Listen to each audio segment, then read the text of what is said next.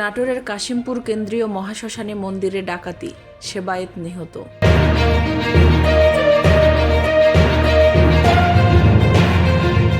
খ্রিস্টান সম্প্রদায়ের সাথে মত বিনিময় করেন জামাতে আমির ডক্টর শফিকুর রহমান।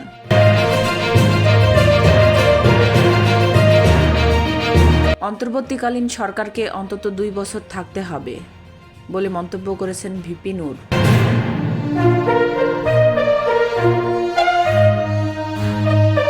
দেশের চেহারা পাল্টাতে একজন ভালো মানুষ দরকার বলে মন্তব্য করেছেন আন্দালিব রহমান পার্থ।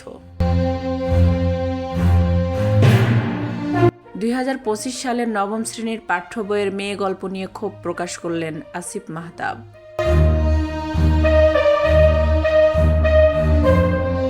"15 বছরে এমন কোনো অন্যায় নাই যা পুলিশকে দিয়ে করানো হয়নি" বলে মন্তব্য করেছেন আইজিপি।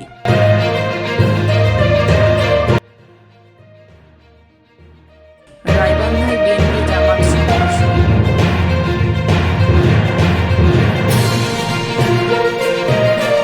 হাসান আরিফের প্রথম জানাজায় উপস্থিত ছিলেন প্রধান উপদেষ্টা। সোমবার বুদ্ধিজীবী কবরস্থানে দাফন।